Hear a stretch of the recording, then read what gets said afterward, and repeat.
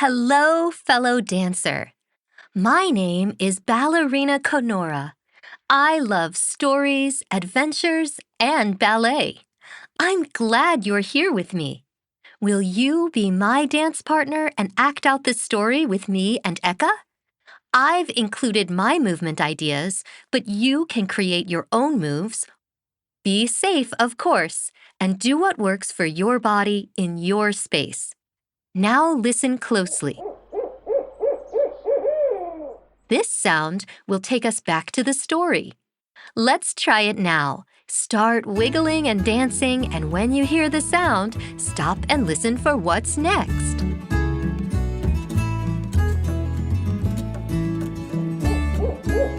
It looks like we're ready to go. Once upon a dance, Eka's brother and sister, Koda and Kanoni, designed a garden and invited Eka and their parents to help. Eka's father dug a trench, while Koda turned on the faucet and filled the watering can. Eka's mother held the seeds, and Eka gently plucked and dropped each one into the trench. Kanoni scooped up some dirt and sifted it through her fingers as she covered the seeds. Let's act out this story along with Eka's family. We'll pretend to dig with the shovel, feeling resistance as we push into the soil. Lift and flip the shovel over to dump the dirt. Use your wrist to turn the faucet handle while you hold the watering can. Next, pinch your finger and thumb together to pick up the tiny seeds. Squeeze with enough force to hold the seeds without squishing them as you bend over and drop each one on the ground. Bend your knees and get close to the ground. Reach your hands down into the pretend dirt, scooping it up and letting it fall between your wriggling fingers to cover the seeds like Kanoni.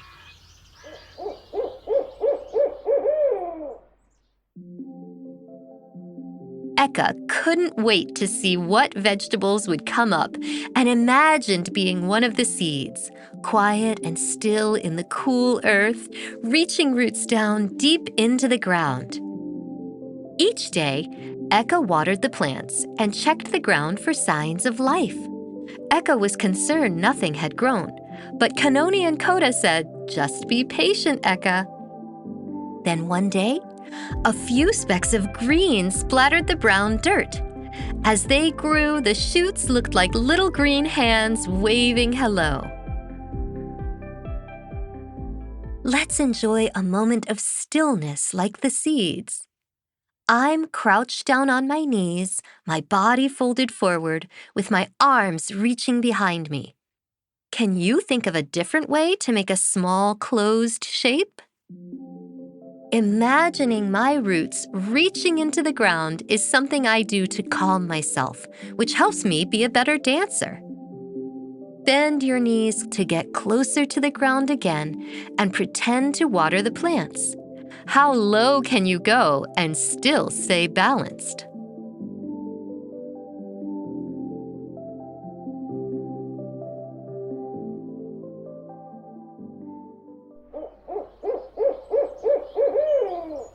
As the plants grew taller, leaves started to appear.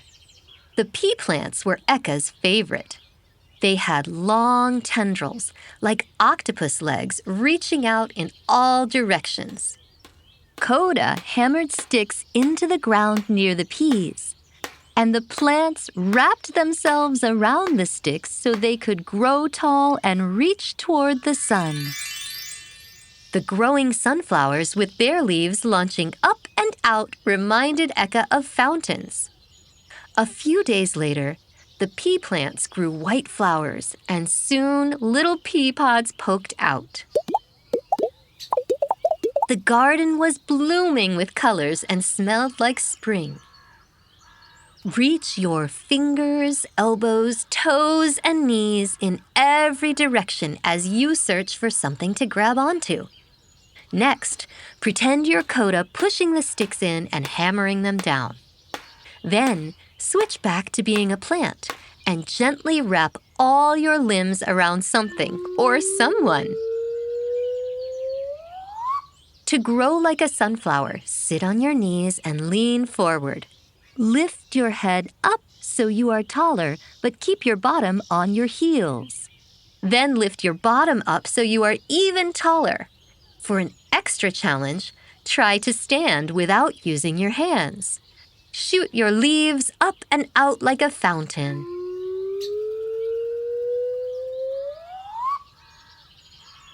Then be a little leaf leaning sideways as the plant grows. When the vegetables were almost ready for picking, Eka noticed footprints in the garden, bites in the cabbage, and a hole in the ground where a carrot had been. What animal could have made this mess, Eka wondered. Luckily, plenty of vegetables remained for Eka's family to enjoy. Eka picked the peas lowest to the ground, washed them, and popped the peas from their pods. Kanoni picked, chopped, and cooked some cabbage, and Koda picked 2 carrots and cut them into pieces. Pretend to pick some peas by reaching down and gently twisting the pods from the vine. Then use your finger and thumb to squeeze the peas from their pods. For the carrots, hold the tops of the plant with a fist and pull while trying to wiggle the carrot out of the ground. Chop the veggies using your flat hand as an imaginary knife.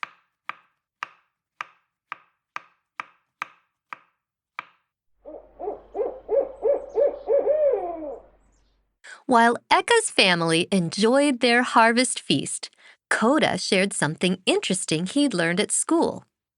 Did you know elephants can eat 7 times as much food and drink 5 times as much water as a human? And elephants don't like bees, even though they're at least 100 times bigger. That night, Eka fell asleep wondering if it was a hungry elephant that had invaded their garden. Imagine you're eating a delicious feast like Eka's family. When I try something super yummy, I rub my belly and say, mmm. Let's see your elephant and bee impressions. It's amazing how the same body can feel like a heavy, slow elephant or a light, fast-moving bee. And how does it feel to drift off to sleep, your body relaxing into the surface beneath you? If you've read any of my other books, you know how I love to sleep.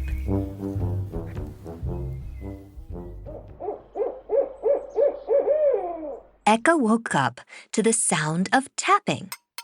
Something was knocking on the window. Eka jumped out of bed and pushed aside the curtains to see a purple trunk nudging the glass. An elephant pushed the window open and tickled Eka's cheek with its trunk. Then the elephant curled its trunk into a seat and scooped Eka off the ground. Without any warning, Eka flew out the open window, sailed up and over, and landed on the elephant's back. "Whee!" said Eka with a huge grin. How many taps on the window do you imagine? Can you make tapping sounds with your body? Rush to the window like Eka and push the curtains out of the way. Act surprised at what you see. I'd love to ride an elephant. It would make me want to put my hands in the air and shout a happy whee! My grandma worked at a zoo. I'm a little jealous that my mom used to ride the elephants around the zoo when she was little. Eka held on tight as the elephant ran toward the neighbor's farm. They stopped at the pond. The elephant used its trunk to suck up some water and sprayed it into its open mouth. Then it sprayed the water up in the air and got Eka all wet. The elephant ran back to Eka's garden and came to a stop. Eka swung both legs together and slid down to the ground. The elephant leaned sideways, then fell to the ground with a thump and started rolling around. Eka joined in and couldn't stop giggling. Eka wished the elephant could stay as a pet and a friend. A running elephant? Let's try to go fast while leaning over like Eka's elephant.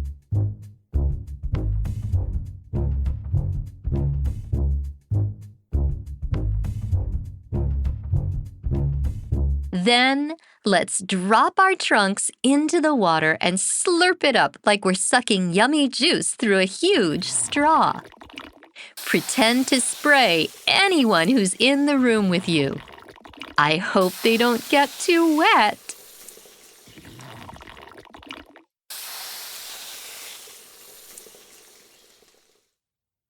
Finally, roll on the ground like the elephant and Eka.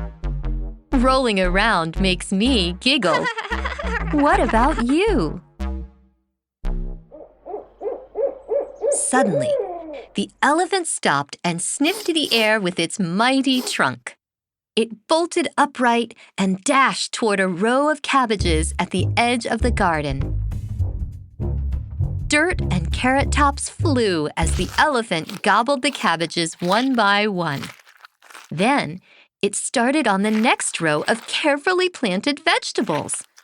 Eka jumped, waved, and shouted. No! Stop! But the elephant kept eating. What a mess! If that wasn't bad enough, the elephant trumpeted, and more elephants came running. Now the garden was full of elephants, pulling up vegetables, eating, and rolling around. Eka realized if they kept going, they'd eat all the vegetables and destroy the garden. Eka didn't know what to do. What a crazy scene! Be like Eka, hollering and jumping around, then turn back into a running and then a rolling elephant. Use your arm as a trunk and toss cabbages into your elephant mouth.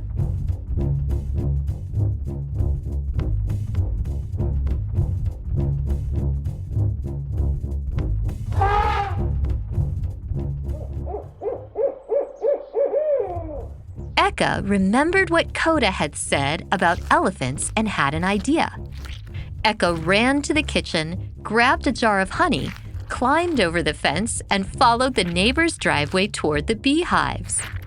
Eka's neighbor had taught the whole family about bees and how they show each other where to find flowers using a waggle dance. Whether it was Eka's shaking or the honey, the bees followed. As Eka climbed back over the fence, the honey jar slipped and fell on the other side.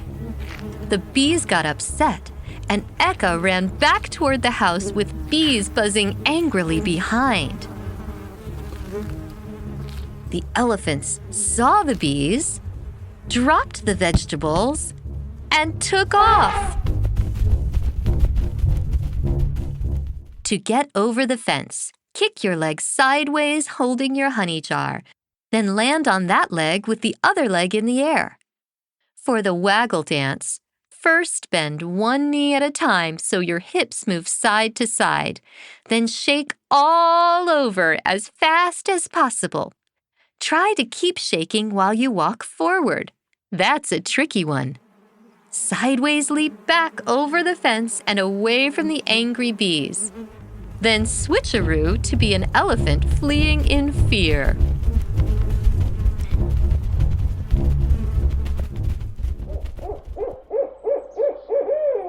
Desperate to escape the swarming bees and pounding elephants, Eka flung open the front door, slammed it, and slumped down on the other side. Eka panted, chest and shoulders lifting and falling with each breath.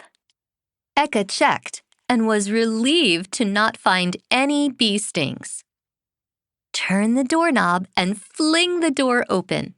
Quickly step inside the house lean against a wall, and slide down to the floor. Take a few deep sighs, lifting your shoulders as you breathe in and dropping your shoulders as you breathe out. Slide your hands up and down your arms to check for stings. Happy to be safe inside, Eka lay on the floor with eyes closed. After 3 slow breaths, Eka stretched and looked around in surprise. Eka was back in bed. Eka pushed back the covers and ran to the window. The garden was still there, full of vegetables and flowers. A little lone rabbit sat nibbling on a pea plant. Still feeling dazed, Eka went to find the family at breakfast. Lie on the ground. Slowly breathe in through your nose and out through your mouth. Then reach out to make yourself longer. Try reaching out with flexed hands and feet. Sometimes I find I can push farther if I pull my fingers and toes back. Let's lie on our sides as we act surprised. Then jump out of bed like Eka and peek out the window. For the rabbit, let's twitch our noses all around, which moves our lips more than our noses. Then let's shake our tail and take a few rabbit hops. I just had the strangest dream, said Eka. A lovely elephant came to visit, but then she invited her friends and they ate all the vegetables in our garden. Eka sighed. Even though the garden was ruined, I'm sad it wasn't real. I think it would be nice to have an elephant friend. Mom, is there any way we could visit an elephant someday? Eka's mom laughed, shook her head, and said, Honey, I'm sorry, but I don't know any elephants. Kanoni ran to her room and came back with a picture of an elephant on her tablet. Look, I saw a place that saves orphaned elephants. You can visit them. Maybe Eka could have an elephant friend after all. Imagine the scene and act out each of the characters. How do you think Eka shows excitement? I imagine Eka's mom with hands on hips and tilted head before she shakes her head no. And I think Kanoni would lean forward to show her mom the picture. Eka's mom thought it was a wonderful idea. A few days later, they went to the sanctuary to visit a young elephant named Juza. Eka sang a song, and the little elephant swayed to the music. Eka and the twins danced, swinging their pretend trunks, and when Eka made a little bow, Juza wrapped her trunk around Eka's arm. Juza wants to give you a hug, the elephant's caretaker told them. Eka hugged Juza's trunk and said, I'm so happy to have a new friend. What song would you sing if you could serenade an elephant? Elephants are so big, I might feel a little scared to meet one in person. Let's take our final bow, and if there's not an elephant around for you to hug, give yourself a hug instead. The end. The end. My grandpa always ended stories this way, and I like to share the fun. Thanks for being my dance partner. Until our next adventure, love, Konora.